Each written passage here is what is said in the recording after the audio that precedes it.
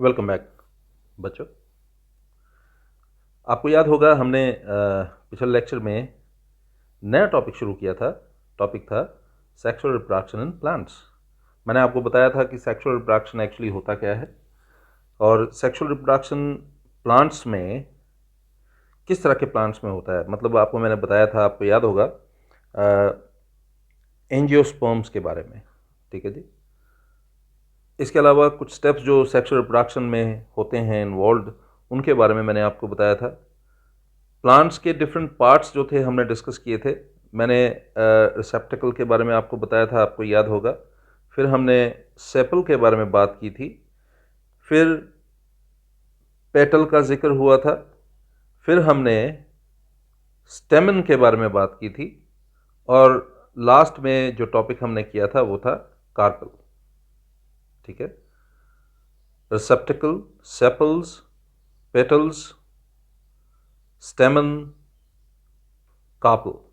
आपको याद होगा मैंने आपको बताया था कि स्टेमन जो है वो मेल रिप्रोडक्टिव पार्ट है और कार्पल जो है वो फीमेल रिप्रोडक्टिव पार्ट है।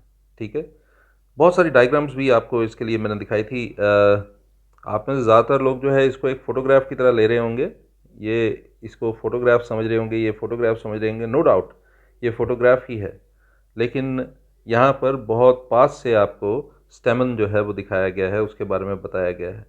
यहाँ पर आपने एक और, इसको आप फोटोग्राफ समझ रहे होंगे, तो नो डाउट ये फोटोग्राफ ही है, लेकिन यहाँ पर बहुत पास से आपको स्टेमन, सेपल और पेटल्स जो हैं वो दिखाए गए हैं। रिसेप्टिकल भी दिखाया गया है। ठीक है जी। फिर हमने बात की थी यूनिसेक्सुअल फ्लावर्स की। यूनिसेक्सुअल फ्लावर्स उन फ्लावर्स को हम कहते हैं जिनमें सिर्फ एक ही सेक्स ऑर्गन जो है वो मौजूद होता है। तो उसके लिए हमने एग्जाम्पल के बारे में बात की थी। मैंने आपको पपाया का बताया था और वाटरमेलन का बताया था। ये जो आप फोटोग्राफ्स देख रहे हैं ये पपाया की फ़ोटोग्राफ्स हैं। ठीक है जी। यहाँ आपको ये फ्लावर पपाया का दिखाई दे रहा होगा। यहाँ पर बहुत सारे फ्लावर्स जो हैं आपको दिख रहे होंगे। फिर उसके बाद हमने बाइसेक्सुअल फ्लावर्स के बारे में बात की थी। उसमें हमने पर्टिकुलरली हिबिस्कस के बारे में बात की थी, मास्टर प्लांट के बारे में बात की थी। आज जो हम टॉपिक पढ़ रहे हैं ये है पॉलिनेशन। पॉलिनेशन क्या होता है और फिर उसके बाद हम पढ़ेंगे कि फर्टिलाइजेशन क्या होता है। देखिए मैं आपको बताऊं, ये जो टॉपिक हम पढ़ने जा रहे हैं, छोटी क्लासेस में भी शायद आपने 7th या 8th में इसके बारे में पढ़ा होगा, लेकिन अभी जो आप पढ़ेंगे थोड़ा सा डिटेल में होगा। और अगली क्लासेस में जब आपको ये टॉपिक्स पढ़ने को मिलेगा तो ये ही टॉपिक जो है और ज़्यादा इलैबोरेट करके आपको समझाया जाएगा। तो पॉलिनेशन क्या है, फर्टिलाइजेशन क्या है, इसके बारे में हम बात करेंगे, लेकिन सबसे पहले मैं पॉलिनेशन के बारे में बात करूंगा। तो ये दो स्टेप्स हैं, पॉलिनेशन और fertilisation. In order to make a new seed, okay, in order to make a new seed, male gamete present in a pollen grain unit with the female gamete present in the ovule, this process takes place in 2 steps. तो वो 2 steps क्या हैं? Sexual reproduction के 2 steps हैं, pollination and fertilisation. तो सबसे पहले हम बात करते हैं पॉलिनेशन की। पॉलिनेशन क्या होता है? व्हाट इज पॉलिनेशन, वो देख लीजिए। Pollination is when pollen grains from an anther, I am sure you remember anther, the male reproductive part of the flower, transferred to a female part of the flower, याद होगा वो stigma. तो male part यानी कि anther और female part यानी कि stigma. Okay, male part और फीमेल पार्ट की बात हो रही है यहाँ पर। हम बात कर रहे हैं पॉलिनेशन के फिनोमेना की, और फ्लावर का मेल पार्ट यानी कि एंथर और फीमेल पार्ट यानी कि स्टिग्मा, इन दोनों के बारे में बात कर रहे हैं। और क्या बात कर रहे हैं? मेल पार्ट में मौजूद पोलन ग्रेन्स जो हैं they are transfer to stigma, जो कि एक फीमेल पार्ट है। ठीक है जी। यहां पर देखिए, पोलन ग्रेन्स, एंथर और स्टिग्मा। पोलन ग्रेन जो है वो एंथर, जो मेल पार्ट है फ्लावर का, वहां से शिफ्ट करते हैं, ट्रांसफर किया जाता है स्टिग्मा की तरफ। And in order for pollination to be successful, the pollen grains transferred must be from a flower of the same species. ये कंडीशन है, जो फ्लावर है उसकी स्पीशीज सेम होनी चाहिए। ठीक है, ये एक इंपॉर्टेंट कंडीशन है। पॉलिनेशन हर केस में नहीं हो जाएगा, पॉलिनेशन के लिए ये कंडीशन है, the pollen grains transferred must be from a flower of the same species. Now why is pollination important? It is important because this process is responsible for what? देखिए यहाँ पर यही एक प्रोसेस है, पॉलिनेशन जो है ये रिस्पॉन्सिबल है किसके लिए? That male gametes are able to combine with female gametes. Okay, इनके कारण मेल गेमीट्स जो है और फीमेल गेमीट्स जो हैं वो कंबाइन हो पाते हैं। क्षमता तो पहले से ही होती है कंबाइन होने की, लेकिन प्रोसेस का होना जो है वो ज़रूरी होता है। तो पॉलिनेशन एक ऐसा फिनोमेना है, एक ऐसा प्रोसेस है जिसके कारण मेल गेमीट्स और फीमेल गेमीट्स जो हैं वो कंबाइन हो पाते हैं। तो हम बात कर रहे हैं किसके बारे में? हम सेक्सुअल रिप्रोडक्शन में इन्वॉल्व दो स्पेशल टर्म्स के बारे में बात कर रहे हैं, पॉलिनेशन और फर्टिलाइजेशन, जिनके बगैर सेक्सुअल रिप्रोडक्शन नहीं हो पाता। तो सबसे पहले हमने पॉलिनेशन शुरू किया। पॉलिनेशन क्या है? पॉलिनेशन जो है एंथर से पोलन ग्रेन्स शिफ्ट होते हैं, ट्रांसफ़र होते हैं कहाँ पर? स्टिग्मा में। ठीक है जी। और फिर मैंने यहाँ पर एक आपको कंडीशन भी बता दी। ये कंडीशन है, क्या कंडीशन है? ये कंडीशन है कि पोलन ग्रेन्स जो ट्रांसफ़र होते हैं must be from a flower of the same species. ठीक है।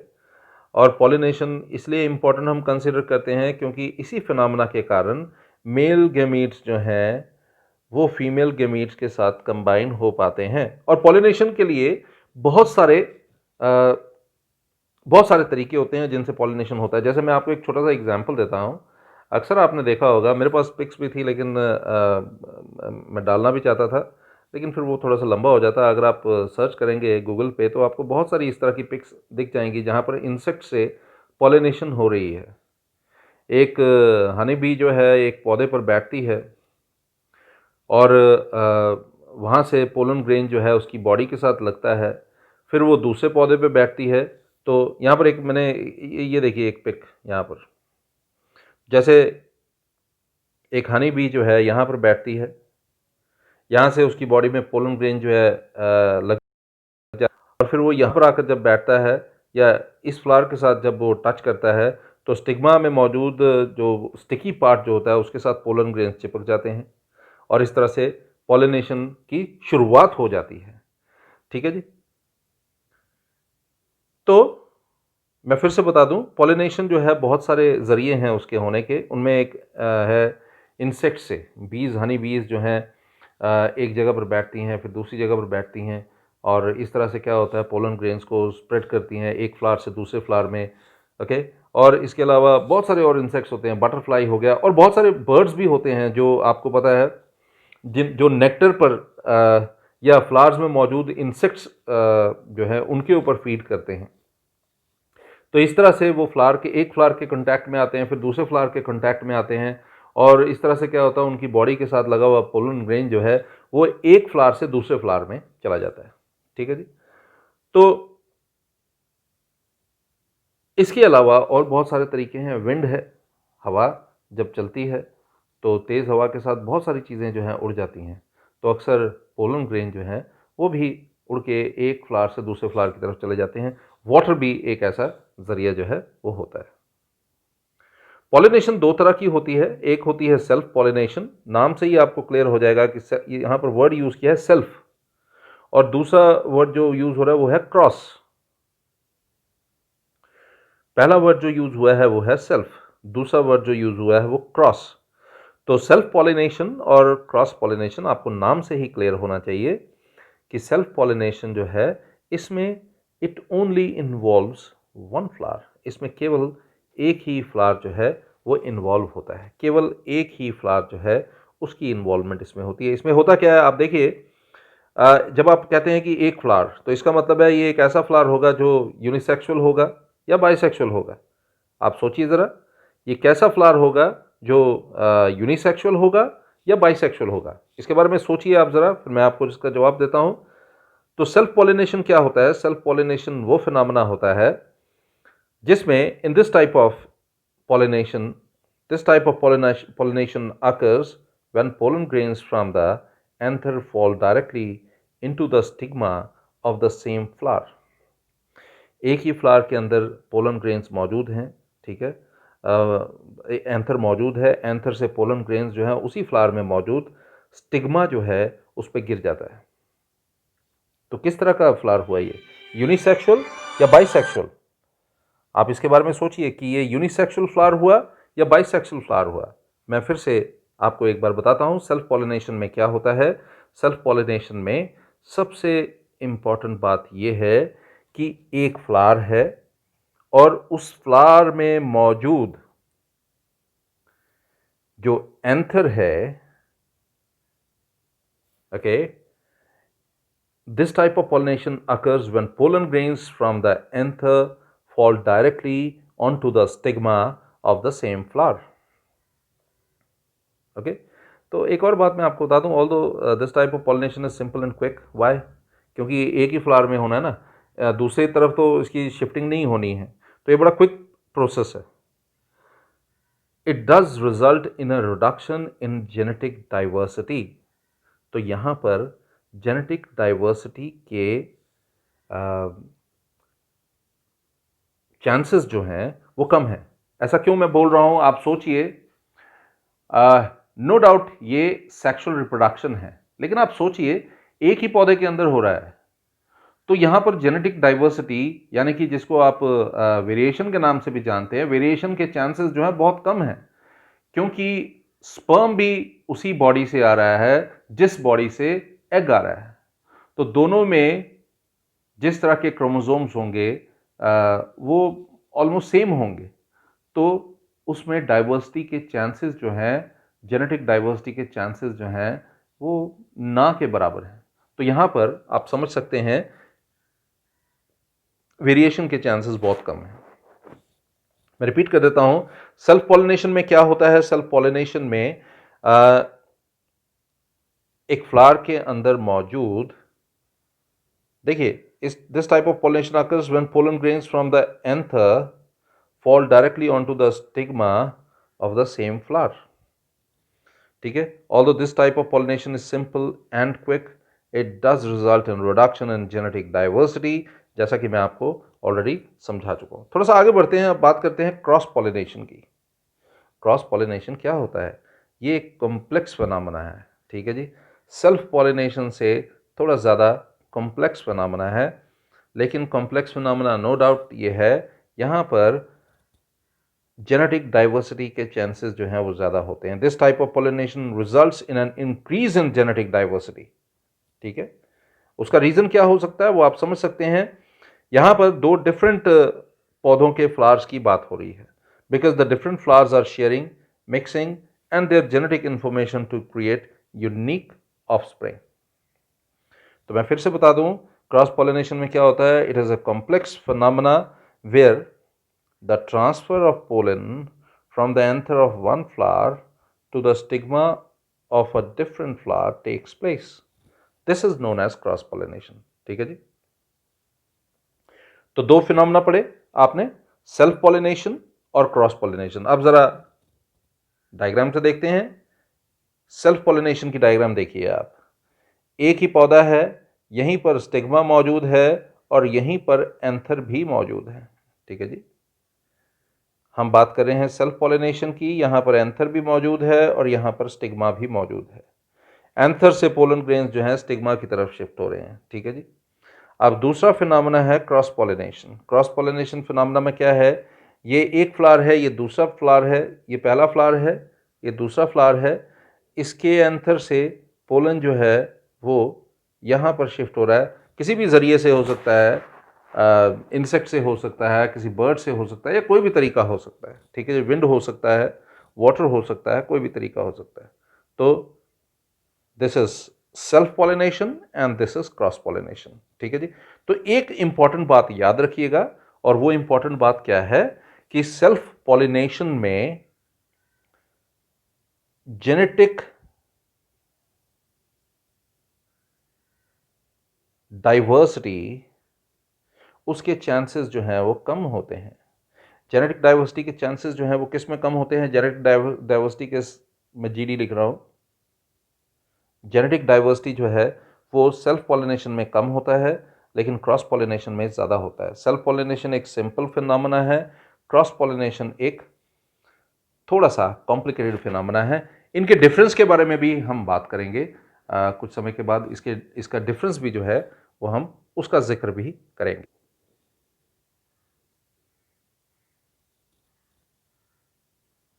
जल्दी ही हम इसके डिफरेंस को भी स्टडी करेंगे। अगले लेक्चर में वैसे भी मैंने कुछ डिफरेंसेस जो हैं इंपॉर्टेंट, जैसे पॉलिनेशन, सेल्फ पॉलिनेशन और क्रॉस पॉलिनेशन, उसके बारे में आपको बताना है। और फिर इसके अलावा पॉलिनेशन और फर्टिलाइजेशन जो है वो किस तरह से एक दूसरे से डिफरेंट है, इसका भी जिक्र मैंने अगले टॉपिक में करना है। फर्टिलाइजेशन क्या फिनोमेना है? फर्टिलाइजेशन वो फिनोमेना है जहाँ पर मेल और फीमेल गैमीट्स जो हैं वो फ्यूज होते हैं। What is fertilization? Fertilization is the phenomena, it is the process of fusion of male and female gametes. यहाँ पर मेल और फीमेल गैमीट्स जो हैं they fuse together. For the fusion of male and female gametes, pollen grains have to reach the surface of stigma. इसी को तो हमने कहा था ना कि पॉलिनेशन है। इसका मतलब है फर्टिलाइजेशन होने के लिए पॉलिनेशन का होना जो है वो ज़रूरी है। फर्टिलाइजेशन एक किस्म से अगला स्टेप है किसका? पॉलिनेशन का। पहले पॉलिनेशन होगा, उसके बाद फर्टिलाइजेशन होगा। ये आप बात याद रखिएगा। मैं फिर से आपको बता दूं, अभी थोड़े मोस्ट प्रोबेबली नेक्स्ट लेक्चर में मैं आपको पॉलिनेशन और फर्टिलाइजेशन का डिफरेंस जो है वो समझाऊंगा, और उसमें आपको बहुत सारी चीज़ें जो हैं पॉलिनेशन और फर्टिलाइजेशन से रिलेटेड यदि किसी भी प्रकार का भ्रम होगा, अगर आपको कोई भी कन्फ्यूजन होगा तो वो आपका दूर हो जाएगा। खैर, अभी देखते हैं फर्टिलाइजेशन क्या है। Fertilisation fusion of male and female gametes. Okay, remember what is pollination? Pollination is the fusion of male and female gametes. Male और female gametes के fusion को हम कहते हैं, we call it pollination. And for the fusion of male and female gametes, सबसे पहले important बात, pollination जरूरी है। Pollination means coming together of male and female gametes, ठीक है, मेल और फीमेल गैमीट्स का पास आना जो है वो ज़रूरी है, जो कि पॉलिनेशन में हो पाता है। और फर्टिलाइजेशन में क्या होता है, ये मेल और फीमेल गैमीट्स जो है दे फ्यूज टुगेदर। ओके, चलते हैं आगे। Pollen grains received by the stigma germinate. इस फिनोमेना में क्या होता है, फर्टिलाइजेशन के फिनोमेना में क्या होता है, वो जो पॉलिनेशन के वक्त पोलन ग्रेन्स जो हैं वो रिसीव किए गए स्टिग्मा से वो जर्मिनेट होते हैं and give rise to pollen tubes. केवल एक ही पोलन ट्यूब जो है वो finally it reaches embryo sac. Figure को देखिए आप, ठीक है। तो केवल एक ही जो पोलन ट्यूब होता है, आप पोलन ट्यूब देख पा रहे होंगे यहाँ पर। पोलन ट्यूब जो है ये आप देखिए, ओके। बहुत सारे पोलन ग्रेन ऊपर होते हैं और उनमें से एक, और वो जो है पोलन ट्यूब में कन्वर्ट होते हैं। कुछ जो है पोलन ट्यूब में कन्वर्ट होते हैं, उनमें से एक पोलन ट्यूब जो है नीचे की तरफ जाता है और आखिर में वो अपने टारगेट तक जो है वो पहुंच पाता है। तो टारगेट क्या है, जैसा मैंने आपको अभी बताया, टारगेट जो है वो embryo sac. Okay, it is embryo sac. अब फिर से इसी प्रोसेस को आप दोबारा से समझिए। ये आप देख पा रहे होंगे, ये स्टिग्मा है, दिस इज स्टिग्मा। ओके, तो यहाँ पर जो पोलन ग्रेन्स जो गिरे होंगे, when pollen grains fall on the stigma of carpel, it bursts open and grows a pollen tube. ये आपको पोलन ट्यूब दिखाई दे रही है। अब देखिए, जितने भी पोलन ग्रेन होते हैं उनमें से कुछ पोलन ग्रेन जो है वो पोलन ट्यूब जो है वो डेवलप करते हैं, ठीक है जी। लेकिन सभी पोलन ट्यूब जो है वो नीचे तक पहुंच नहीं पाते। So when pollen grains fall on the stigma, when pollen grains fall on the stigma, it bursts open and grows a pollen tube. It bursts open and grows a pollen tube. ठीक है जी। अब ये जो pollen tube जो है ये क्या है, it starts moving downwards through the style towards the female gamete in ovary. ये ओवरी की तरफ इसकी मूवमेंट जो है, ये पोलन ट्यूब, ये जो येलो कलर से मैंने आपको दिखाया हुआ है, हाँ, अब इसके अंदर ना 2 स्पर्म्स होते हैं, आप याद रखिए 2 स्पर्म सेल्स इसके अंदर होते हैं। बड़ा ही कॉम्प्लिकेटेड फिनोमेना है। आप देखिए जब आप ये समझेंगे तो आपको ज़्यादा अच्छे से पता लगेगा कि यहाँ पर एक्चुअली होने क्या जा रहा है। यहाँ पर 2 बार फर्टिलाइजेशन होगी, क्योंकि 2 स्पर्म्स है तो 2 बार फर्टिलाइजेशन होगी। दैट इज़ वाई आप देखेंगे एक टाइम में जब ये सारी फर्टिलाइजेशन हो जाएगी, हम इस फिनोमेना को नाम देंगे डबल फर्टिलाइजेशन। खैर मैं अभी उसके बारे में बताता हूँ, लेकिन आप ध्यान से देखिए, मैं फिर से रिपीट कर रहा हूँ, ये स्टिग्मा जो है, पोलन ग्रेन यहाँ पर डेवलप हो रहा है, नीचे एक ट्यूब लाइक स्ट्रक्चर डेवलप हो रहा है जिसको पोलन ट्यूब बोल रहे हैं, नीचे की तरफ जा रहा है, इसके अंदर 2 स्पर्म्स होंगे और ये लास्ट में जाकर ये क्या करेगा, it is going towards the female gamete in ovary. Now a male gamete moves down the pollen tube. ये मेल गेमीट जो है it is suppose to move down the pollen tube and that pollen tube enters the ovule in the ovary. आप देख लीजिए यहां पर ovule के बारे में बताया गया, ये ओवरी के बारे में बताया गया। तो ये जो पोलन ट्यूब है ये ओव्यूल में एंटर करेगी जो कि ओवरी के अंदर सिचुएटेड है। ठीक है जी। The tip of pollen tube bursts open and male gamete comes out of pollen tube. अब ओवरी में क्या होता है, in ovary male gamete of pollen combine with the nucleus of female gamete और egg present in ovule to form fertilized egg. अब जितना आसान मैंने आपको बोल दिया ना उतना आसान ये है नहीं है। आप देखिए मैं फिर से आपको बताऊं, यूजुअली द पोलन ट्यूब, यहां पर देखिए, usually the pollen tube enters the ovule through micropyle. ये वो पार्ट है जहां से, ये देखिए माइक्रोपाइल, ठीक है जी, ये ओव्यूल का वो पार्ट है जहां से इस ट्यूब को एंटर करना है। आप देखिए यहां पर दिखाया भी गया है, ये एंटर कर रहा है। और फिर क्या होता है, ये पोलन ट्यूब जो है, अब जैसे ये पोलन ट्यूब इस तरह से आ रहा है, ये इस तरह से है ना, आप देखिए तो ये यहाँ से तो बंद होगा ना, ऐसे यहाँ से बंद होगा। लेकिन क्या होगा जब ये जब माइक्रोपाइल से या इस रास्ते से जब अंदर एंटर करेगा, इस रास्ते में जब अंदर एंटर करेगा, अंदर जाकर ये वाला पोर्शन जो है, ये वाला पोर्शन, ठीक है जी, आप देखिए कौन सा पोर्शन, ये पोर्शन, ये रप्चर हो जाएगा। यानी कि ये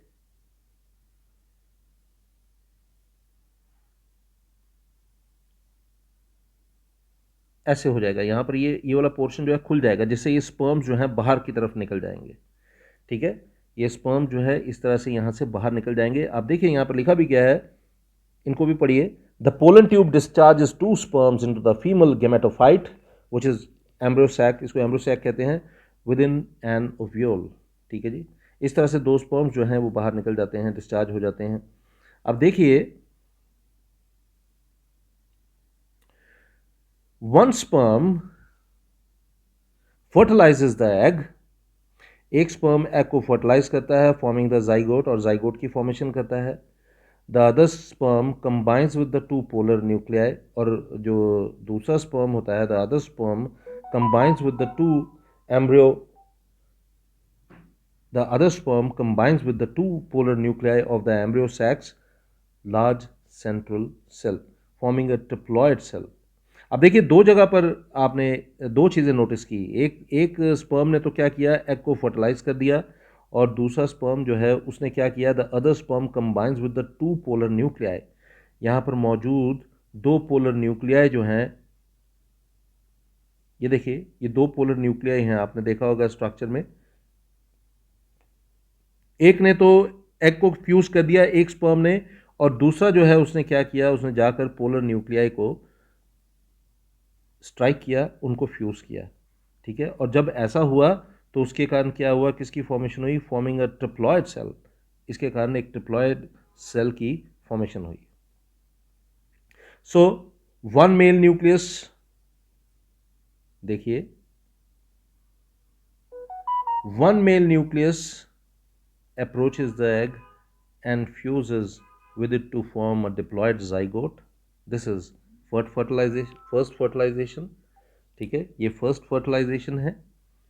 और दूसरे केस में अगर आप देखें, the other male nucleus reaches the secondary nucleus and fuses it to form endosperm nucleus which will be triploid. इसको हम बोलते हैं सेकेंड फर्टिलाइजेशन इन एम्ब्रियोसैक। तो यहाँ पर आपने 2 चीज़ें देखी, यहाँ पर एक फर्टिलाइजेशन हुआ और दूसरा फर्टिलाइजेशन यहाँ पर हुआ। तो that is why this type of fertilisation is known as double fertilisation. I am sure कि आपको ये अच्छे से समझ आया होगा।